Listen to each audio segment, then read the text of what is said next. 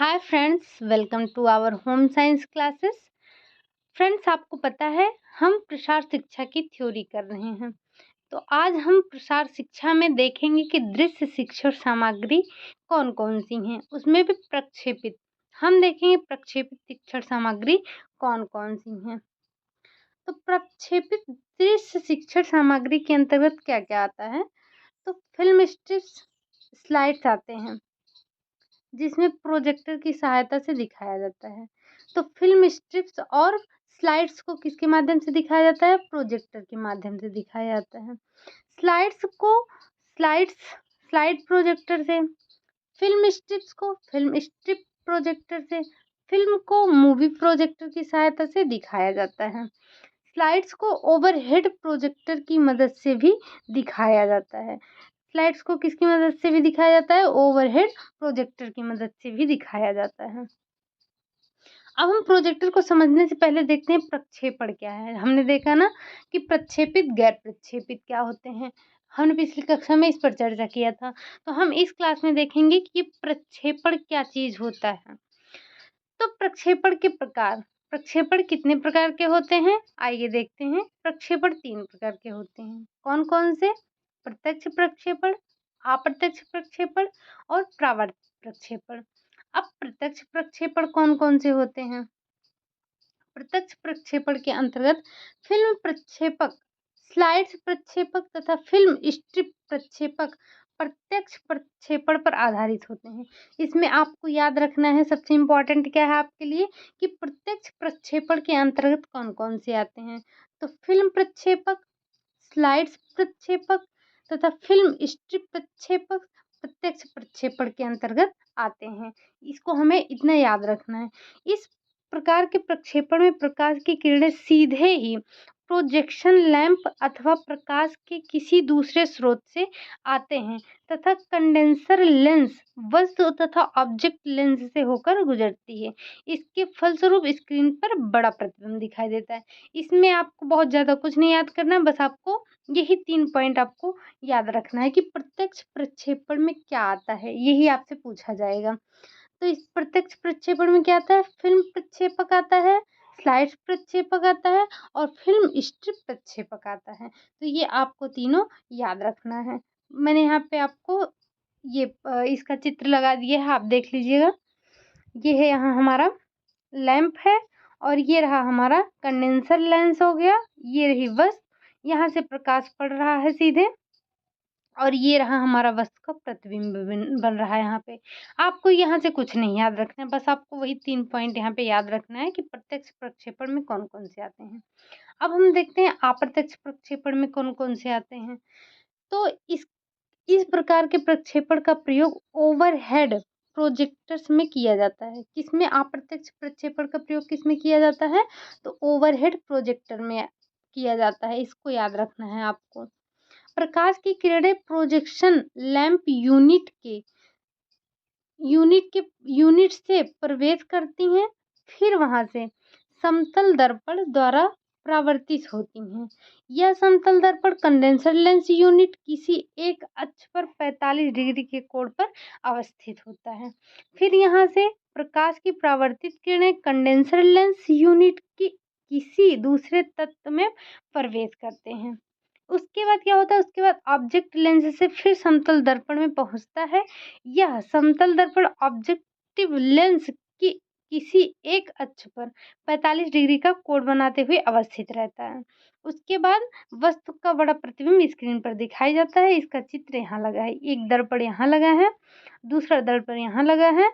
यहाँ से प्रकाश का परावर्तन होता है और एक दर्पण यहाँ लगा होता है। जब वस्तु का प्रकाश यहाँ पड़ता है तो यहाँ से प्रकाश का परावर्तन होता है और प्रतिबिंब यहाँ पर बनता है। चलिए देखते हैं परावर्तित प्रक्षेपण क्या होता है। अब इसमें क्या याद रखना है हमें? ओपेक प्रोजेक्टर परावर्तित प्रक्षेपण के सिद्धांत पर आधारित होता है। तो क्या इस पे कौन सा प्रोजेक्टर परावर्तित परावर्तित प्रक्षेपण पे कौन सा प्रोजेक्टर आधारित होता है? Opaque projector. इसका काम जो है, ओपेक प्रोजेक्टर का काम परावर्तित प्रक्षेपण से होता है। इस प्रकार के प्रक्षेपण में प्रकाश की किरणें अप्रत्यक्ष रूप से प्रोजेक्शन लैंप से आती हैं तथा वस्तु के सतह के किसी एक कोण पर पड़ती हैं। ठीक उसी समय वस्तु का प्रतिबिंब एक बड़े दर्पण पर परावर्तित होता है। यह दर्पण वस्तु के किसी एक अक्ष पर 45 डिग्री के कोण पर अवस्थित होता है। दर्पण से निकले हुए प्रकाश की परावर्तित किरणें ऑब्जेक्टिव लेंस से होकर गुजरती हैं। परिणामतः यह बहुत बड़ा चित्र या बहुत बड़ा प्रतिबिंब स्क्रीन पर दिखाई देता है। इसका रहा चित्र ये। आपको इसमें बहुत ज़्यादा कुछ याद नहीं रखना है, बस आपको याद रखना है कि परावर्तित और प्रत्यक्ष, अप्रत्यक्ष और परावर्तित में कौन-कौन से आते हैं। चलिए हम देखते हैं ये ओवरहेड प्रोजेक्टर क्या है। अब हम आ जाते हैं अपने प्रोजेक्टर पर। तो ओवरहेड प्रोजेक्टर क्या होता है? ओवरहेड प्रोजेक्टर अप्रत्यक्ष प्रक्षेपण के सिद्धांत पर आधारित होता है। बस आपको यही इतना याद ही रखना है। क्या? ओवरहेड प्रोजेक्टर अप्रत्यक्ष प्रक्षेपण के सिद्धांत पर आधारित होता है। इससे पारदर्शी एवं अपारदर्शी दोनों ही प्रकार के शिक्षण सामग्री को बड़ा करके जनता के समक्ष दर्शाया जाता है। इसमें चित्रों को स्क्रीन पर दिखाने हेतु एक लेंस तथा 2 दर्पण होते हैं। एक लेंस और 2 दर्पण लगे होते हैं। किसमें? ओवरहेड प्रोजेक्टर में। लेंस लघु फोकस दूरी वाला होता है। लेंस जो होता है वो हमारा लघु मतलब छोटे फोकस दूरी वाला होता है। प्रसार कार्यकर्ता अथवा शिक्षक इस प्रोजेक्टर के माध्यम से नवीन सूचनाओं, तथ्यों, आविष्कारों की जानकारी ग्रामीणों तथा विद्यार्थियों को दे सकता है। इससे विभिन्न आकार प्रकार के शिक्षण सामग्रियों को प्रदर्शित किया जा सकता है। जैसे जैसे क्या? जैसे चार्ट, पोस्टर, ग्राफ, चित्र, मानचित्र आदि। प्रसार कार्यकर्ता चाहे तो अपने वर्कशीट को भी पारदर्शी शीट पर तैयार करके ग्रामीणों के समक्ष इस प्रोजेक्टर की सहायता से समझा सकता है, बता सकता है उनको। पारदर्शी वस्तु के रूप में सेलोफेन पेपर अथवा प्लास्टिक शीट का प्रयोग किया जाता है। इस पर लिखने के लिए विशिष्ट प्रकार के सेरेमिक पेंसिल का प्रयोग किया जाता है। इस पे किसका प्रयोग किया जाता है लिखने के लिए? तो विशिष्ट प्रकार के एक सेरेमिक पेंसिल होता है, उसका प्रयोग किया जाता है। बृहद आकार के स्क्रीन पर जिन शिक्षण सामग्रियों का उपयोग किया जाता है, उनका आकार कितना होता है? 10x10 होता है। मतलब कि 10 इंच होता है, उनका 10x10 होता है। अब हम देखते हैं ओपेक प्रोजेक्टर क्या है। हमने पहले देखा क्या है, ओवरहेड प्रोजेक्टर क्या है। अब हम देखते हैं ओपेक प्रोजेक्टर क्या होता है। तो ओपेक प्रोजेक्टर से दोनों ही तरह के शिक्षण सामग्रियों को बड़ा करके पर्दे पर दिखाया जा सकता है, चाहे वे पारदर्शी हो या अपारदर्शी हो। मतलब चाहे पारदर्शी वस्तु को दिखाना हो या अपारदर्शी वस्तु को दिखाना हो, तो हम ओपेक प्रोजेक्टर से दोनों को ही दिखा सकते हैं। आपको इसमें थोड़ा याद रखना है यही इतना चीज़ कि ओपेक प्रोजेक्टर को एपिडियास्कोप भी कहते हैं। क्या कहते हैं? एपिडियास्कोप भी कहते हैं।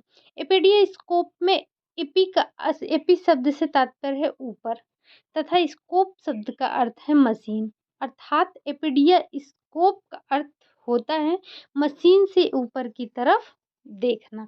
आपसे ये इतना पूछा जा सकता है कि एपिडियास्कोप ओपेक प्रोजेक्टर को अन्य किस नाम से जाना जा सकता है? तो एपिडियास्कोप के नाम से। इसमें एपी का अर्थ क्या होता है? एपी का अर्थ होता है ऊपर, मतलब अप स्कोप का अर्थ होता है मशीन। ठीक। और देखना है ओपेक प्रोजेक्टर को भारत तथा इंग्लैंड में एपिडियास्कोप, अमेरिका में इसे डिलिनियास्कोप तथा वेलोपटिशियन कहते हैं। ये आपको याद रखना है। भारत में क्या कहते हैं? एपिडियास्कोप, और इंग्लैंड में भी यही बोलते हैं, लेकिन अमेरिका में इसे डिलिनियास्कोप कहते हैं, वेलोपटिशियन कहते हैं। ये आपको 2 पॉइंट याद रखना है। अब देखते हैं हम मूवी प्रोजेक्टर क्या है। मूवी प्रोजेक्टर पर भी चर्चा कर लेते हैं थोड़ा। तो मूवी प्रोजेक्टर ध्वनि रहित अथवा ध्वनि सहित हो सकता है। आपको पता है कि मूक मूवीज भी बनती थी पहले, तो मूवी प्रोजेक्टर क्या हो सकता है? ध्वनि रहित और ध्वनि सहित हो सकता है, जिसमें आवाज को सुना भी जा सकता है और नहीं भी सुना जा सकता है। अर्थात इसे मूक चलचित्र अथवा साउंड मूवी दोनों ही बनाए जा सकते हैं। पहले तो मूक फिल्में ही बनती थी, फिर बाद में जो है उसमें आवाज डाली जाने लगी। यह प्रोजेक्टर सभी प्रकार के प्रक्षेपण के सिद्धांत पर कार्य करता है, मतलब चाहे वो परावर्तित हो, प्रत्यक्ष हो या अप्रत्यक्ष हो या परावर्तित हो। फिल्म की चौड़ाई के आधार पर मूवी प्रोजेक्टर को निम्न 3 भागों में बाँटा गया है। कितने भागों में? 3 भागों में। आपको ये पॉइंट इसमें याद रखना है। वो 3 पॉइंट कौन-कौन से हैं? पहला है 8 एमएम फ़िल्म प्रोजेक्टर। जो 8 एमएम का फ़िल्म प्रोजेक्टर होता है, उसका प्रयोग कहाँ किया जाता है? उसका प्रयोग किया जाता है क्लासरूम में। और 16 एमएम फ़िल्म प्रोजेक्टर का प्रयोग कहाँ किया जाता है? इसका प्रयोग एक्सटेंशन विंग या प्रखंड स्तर पर किए जाने वाले कार्यक्रमों में किया जाता है। और तीसरा है 35 एमएम फ़िल्म प्रोजेक्टर। इसका प्रयोग कहाँ किया जाता है? इसका प्रयोग किया जाता है व्यावसायिक तौर पर सिनेमा हॉल में किया जाता है। तो 8 एमएम वाले का प्रयोग कहाँ होता है? क्लासरूम में होता है। 16 एमएम वाले का ये एक्सटेंशन विंग्स या प्रखंड स्तर पर किया जाता है। 35 एमएम वाले का व्यावसायिक तौर पर सिनेमा घरों में किया जाता है। तो आज के लिए इतना ही रखते हैं। वीडियो कैसा लगा? अच्छा लगा हो तो लाइक कीजिएगा, कमेंट कीजिएगा, चैनल को सब्सक्राइब करना मत भूलिएगा। मिलते हैं नेक्स्ट वीडियो में, तब तक के लिए बाय बाय, टेक केयर।